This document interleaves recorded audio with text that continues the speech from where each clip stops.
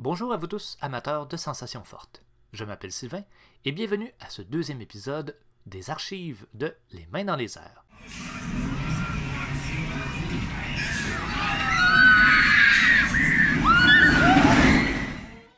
Aujourd'hui, nous retournons au début des années 1980 pour visiter le Jardin des Pionniers.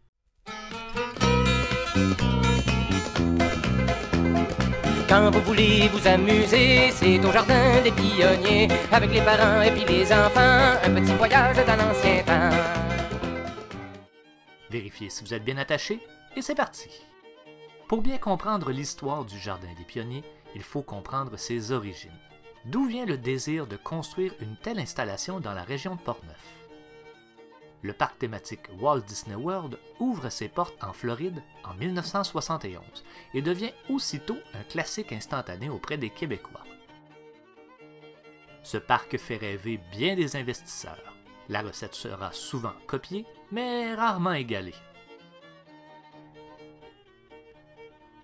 Monsieur Jules Jobin, alors président de la compagnie Les Colonies des années 1880, annonce la construction d'un parc thématique dans la partie nord de Neuville.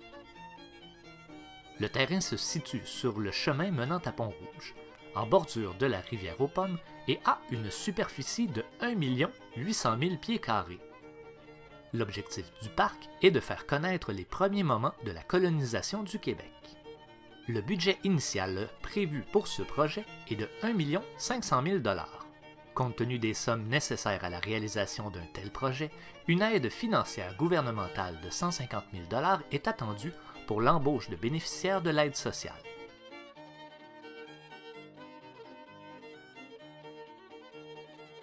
Lors d'une conférence de presse, M. Jobin, ses collaborateurs et des représentants du gouvernement présentent aux médias une maquette de l'immense projet. M. Jobin officialise par la même occasion que le projet prendra le nom de Jardin des Pionniers. L'ouverture est prévue pour le 17 mai 1980. Très enthousiaste, on parle dès lors de retombées économiques de plusieurs millions de dollars annuellement pour la région. On apprend également que M. Jobin a regroupé une équipe de 50 actionnaires et compte mettre en marché 200 000 $ d'actions. Il souhaite ainsi que les citoyens de la région s'impliquent dans ce projet d'envergure. Première épine dans le projet. L'aide gouvernementale est revue à la baisse pour descendre à 125 000 $.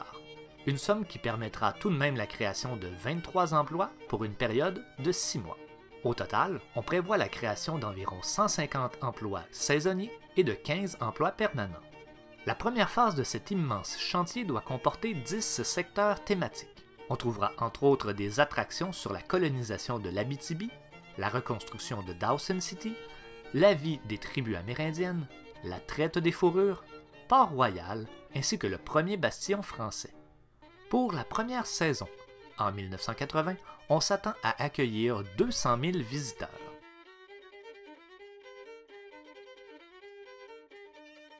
Pour une raison inconnue, l'ouverture du parc prévue pour le mois de mai est repoussée. C'est le 13 juin à 13h13 que s'effectuera l'ouverture officielle. Un pied de nez au mauvais sort. À son ouverture, le projet aura finalement coûté 2 millions de $. Le slogan du parc, un beau voyage dans l'ancien temps. Le parc s'est doté d'un personnage principal du nom de Père Pioche, un chercheur d'or, et de son âne, Groseille. Un concours avait été organisé dans plus de 130 écoles et plus de 5000 suggestions de noms avaient été envoyées. Le nom de Père Pioche a été suggéré par une trentaine d'enfants et un tirage au sort a été fait pour déterminer un gagnant. C'est Julie Genois, une jeune fille de Saint-Raymond, qui a vu son nom être tiré. Elle remporte une bicyclette et un laissez-passer annuel pour toute sa famille. Beaucoup de personnes se rappellent de ce personnage en l'appelant à tort Pic à pioche. Il s'agit en réalité de son expression préférée. Pour bien comprendre qu'il s'agissait d'une expression, nous avons trouvé cette annonce où il est indiqué « Ne passez pas à Québec sans passer par chez nous. Pic à pioche, c'est dans le même coin. » Le coût d'entrée est de 6 $ pour les adultes et de 3 $ pour les enfants.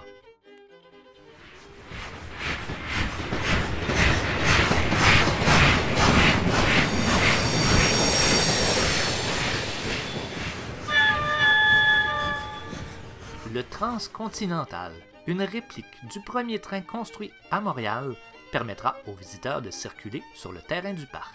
Le trajet en train est d'une longueur de 2,5 milles. Dès son ouverture, une douzaine de spectacles sont présentés chaque jour. Au Pays de la Fantaisie, on peut assister à un spectacle de marionnettes. Au village, on peut assister à un tournoi de draveurs. Au Saloon de Dawson City, on peut assister au spectacle de French Cancan. Au poste de traite, on assiste à des danses traditionnelles québécoises par la troupe de danse folklorique La Val-Montjoise de Trois-Rivières. L'été se déroule à merveille. Les petits comme les grands passent du bon temps. Au mois de septembre, on s'attend à accueillir le 100 millième visiteur. Pour l'occasion, l'heureux visiteur recevra en cadeau un voyage pour 2 personnes, toutes dépenses payées, au Yukon. Le 7 septembre, M. Pierre Boileau de Portneuf-Station devient l'heureux visiteur. Le parc clôture sa première saison à la mi-octobre et aura attiré 104 000 visiteurs, soit à peine plus de la moitié des prévisions. La Compagnie des colonies des années 1880 peine à payer ses créanciers et prend entente avec ces derniers.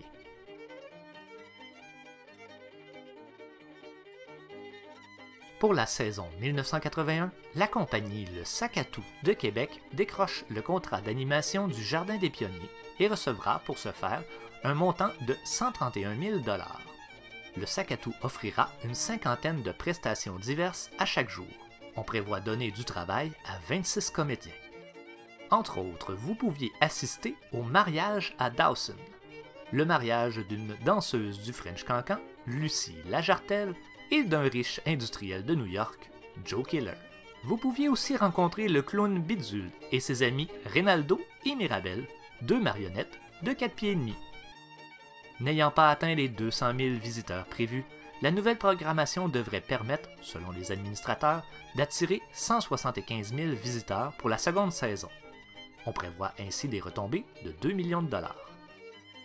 Suite à de nombreuses pannes avec le train lors de la première saison, ce dernier a été complètement reconstruit pendant la saison morte. La principale innovation de la saison est la construction d'un pavillon pouvant accueillir 2000 personnes. Chaque semaine, une exposition y sera présentée.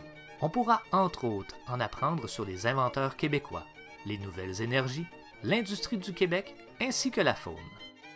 Sur la grande scène du pavillon, on présente à tous les soirs une rétrospective des 8 principaux spectacles de la journée. La pluie en début de saison retardera légèrement l'ouverture du pavillon. La seconde saison débute donc le 16 mai pour se terminer le 7 septembre. On compte rouvrir le parc à compter du 1er décembre pour offrir des activités de patinage, de raquettes et de glissade pour le temps des fêtes. Pour attirer davantage de visiteurs, un concours est organisé. Comme premier prix, une magnifique Chevette 1981 et comme deuxième prix, un voyage pour 2 d'une semaine à la Barbade. Le 12 août, on organise le Banquet des Pionniers, une fête pour célébrer les aînés de 95 ans et plus. On attend pour l'occasion plus de 600 convives. Il y aura finalement 400 invités qui auront payé 15 $ par personne pour profiter du banquet. Les profits de 2000 $ ainsi générés ont été versés à la Fédération de l'Âge d'Or et serviront à la recherche en gérontologie. Le plus âgé des invités avait 103 ans. La fin du mois d'août est malheureusement le point de départ d'une longue suite de problématiques. Une crise se prépare entre le Jardin des Pionniers et la troupe de théâtre Sac-à-Tout. Le mercredi 26 août, les dirigeants de la troupe qui assurent le transport des comédiens de Québec jusqu'à Neuville décident de ne pas amener les comédiens sur leur lieu de travail. Ils prétendent que le Jardin des Pionniers leur doit de l'argent. Les comédiens se rendent sur place par leurs propres moyens. Cependant, les dirigeants de Sac-à-Tout avaient rapatrié la veille tout le matériel nécessaire au spectacle. Étant dans l'incapacité de présenter leur spectacle, le directeur général du parc, M. Jacques Brault, les invite à retourner chez eux et les avise qu'une réunion d'urgence sera tenue par le conseil d'administration. Le vendredi 28 août, les comédiens apprennent que leur contrat est rompu et que les salaires qui leur sont dus, soit un total d'environ 14 000 $, ne leur sera pas versé. Les comédiens se tournent alors vers le gouvernement pour tenter de faire respecter leur contrat jusqu'à la fin de la saison du parc, soit le 7 septembre. La réponse du gouvernement se fait extrêmement rapide et agressive. Dès le lendemain, un huissier du ministère du Revenu du Québec est envoyé au Jardin des Pionniers et un avis de saisie de tous les biens est ordonné. Le train, la grande roue, 10 maisonnettes, un tracteur, des outils, ainsi que les 200 animaux seront mis en vente à l'encan le 11 septembre. Selon le directeur général, M. Brault, le ministère du Revenu aurait également mis la main sur 22 000 $ en argent. Il mentionne que le parc avait, en effet, des problèmes financiers à la fin de la première saison, mais rappelle que des ententes avaient été prises avec les créanciers en janvier dernier. Le mardi 1er septembre, M. Jules Jobin, qui détient alors 80% des actions, s'adresse aux journalistes. Il déplore les actions sensationnalistes du ministère du Revenu. Les sommes dues ont été payées et la vente à l'encan est annulée. Mais le mal est fait. La mauvaise publicité a fait passer le nombre de visiteurs pour un lundi de 1200 à seulement 50 pour la journée précédente. M. Jobin estime les pertes de revenus de l'ordre de 75 à 85 000 $ pour la dernière semaine d'ouverture. Il critique aussi vivement que certains autres parcs tels que le village d'antan de Drummondville et le zoo de Saint-Félicien reçoivent des millions en subventions malgré que ces derniers ne s'autofinancent pas, et que le Jardin des Pionniers doit son existence exclusivement aux investisseurs privés. M. Jobin songe alors à poursuivre le gouvernement. Pour stimuler le retour des visiteurs, les enfants se voient accueillis gratuitement pour le reste de la saison. Cette mesure sera-t-elle suffisante pour relancer le parc? Le 4 septembre, la poursuite du Jardin des Pionniers envers le sous-ministre du Revenu est déposée à la Cour. On réclame 235 000 $ en perte de revenus, en frais de publicité non prévus et en tort causé à l'entreprise. Lors de la dernière journée d'ouverture, le 7 septembre, on procède au tirage de la chevette et du voyage à la Barbade. C'est Mme Marie-Rose Fizette, une résidente de Sainte-Christine d'Auvergne, qui remporte le premier prix.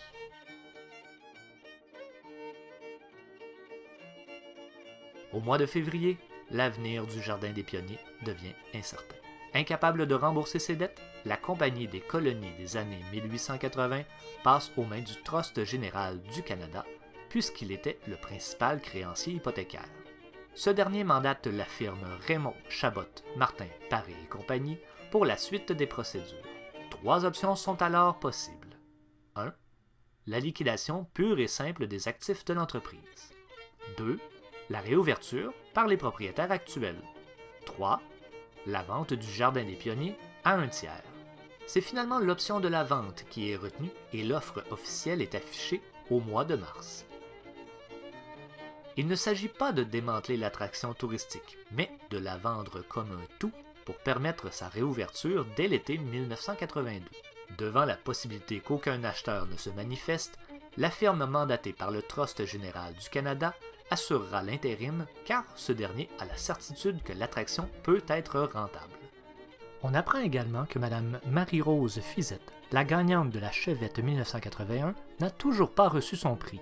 De nouvelles mesures judiciaires sont prises à cet effet. Comble du malheur pour Mme Fizette, le Jardin des Pionniers est sous tutelle et le garage Massy Automobile de Neuville, qui était partenaire pour le tirage, a fait faillite en février. Au final, à la suite d'une décision de la Régie des loteries et des courses du Québec, Mme Fizette touchera la valeur de la voiture, soit une somme de 7 200 $. Mais qui paiera? Le 7 mai 1982, un homme d'affaires du nom de Léon Paquin fait une promesse d'achat pour l'acquisition du Jardin des Pionniers. Enfin, les problèmes financiers et les poursuites judiciaires seront peut-être chose du passé. La promesse d'achat stipule que, à compter de sa prise de possession, M. Paquin agirait à titre de propriétaire.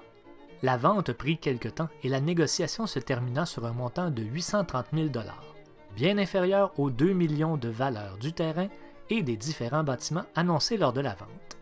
M. Paquin prit possession du parc, mais le 19 août, la firme mandatée par le Trust général du Canada refusa de céder sa place, telle que stipulée par la promesse d'achat, et mit M. Paquin à la porte du parc qu'il venait d'acquérir.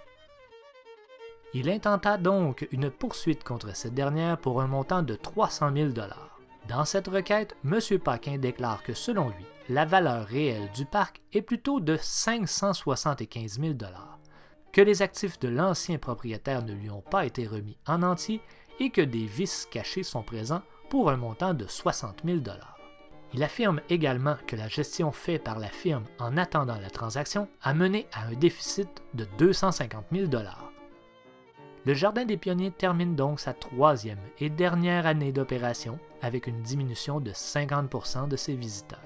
Ce sont un peu plus de 50 000 personnes qui passeront les portes du parc cet été de 1982. Devant ce piètre résultat, M. Paquin décide de réinventer le parc. Vous souvenez-vous de la chevette?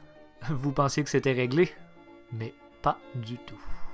Suite à la décision de la Régie des loteries et des courses du Québec, M. Massy, ancien propriétaire de Massy Automobile, propose de payer sa partie de 3 500 $.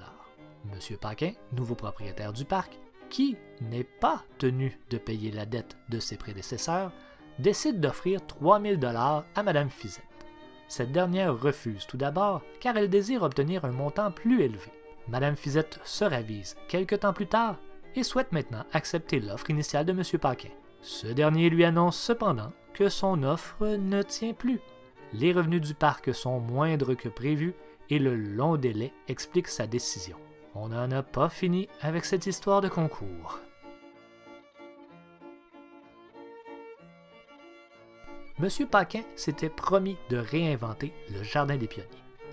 C'est par un changement complet d'identité que les déboires de l'ancien parc seront effacés.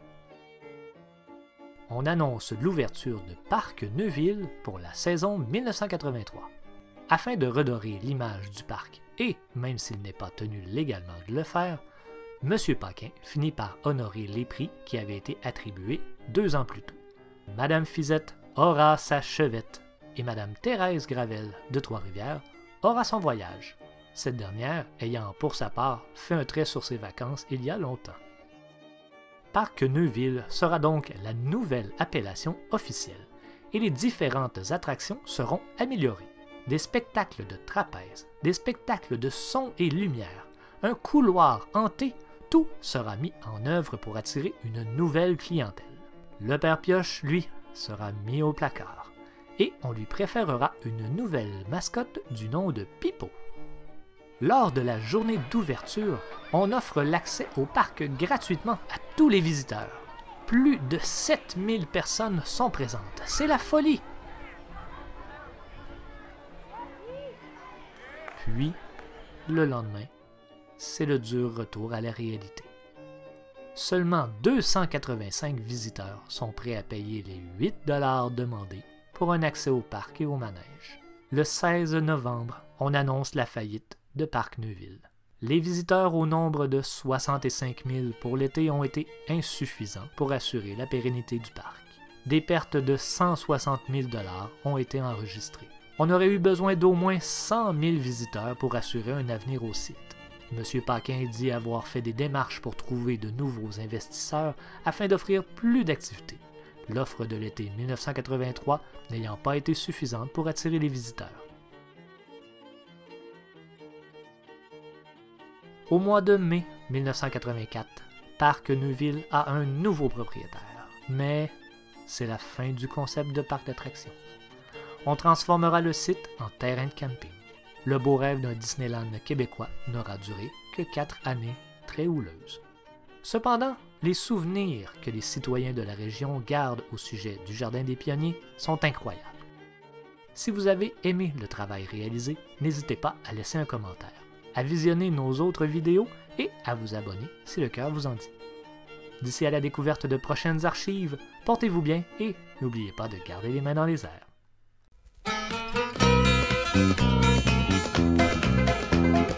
Quand vous voulez vous amuser, c'est au Jardin des Pionniers, avec les parents et puis les enfants, un petit voyage dans l'ancien temps. Nous autres dans la famille chez nous, on aime bien faire les poux, c'est pour ça qu'on a décidé de se ramasser puis d'y aller.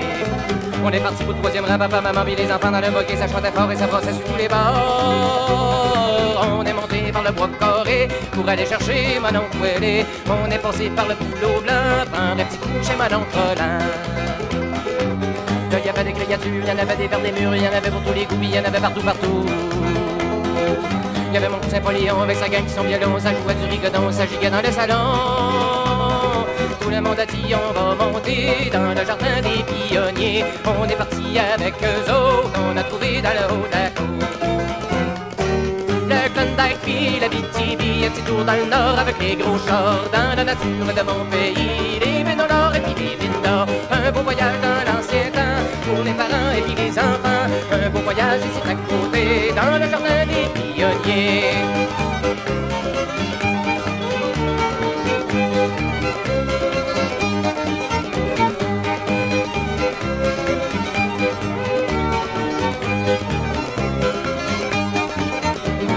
On est retourné après la journée, on avait chiqué, on avait mal aux pieds. On a décidé qu'on reviendrait souvent, c'est pas tous les jours qu'on a du fun autant. Ça y allait sous la parure, ma soeur disait que ça donne l'allure. Tout le monde trouvait que c'est notre valeur, que ça finisse aussi de bonheur. Mon oncle était magané, ma tante avait les yeux cernés, avait les genres et des riches, toute la gang est allée se coucher. Le lendemain matin au jour, on a déjeuné à chacun notre tour, puis on a décidé de retourner dans le jardin des pionniers. Le Klondike puis la BTB, un petit tour dans le nord avec les gros chars dans la nature de mon pays. Les mines au nord et puis les mines d'or, un beau voyage dans l'ancien temps pour les parents et puis les enfants. Un beau voyage c'est à côté dans le jardin des pionniers.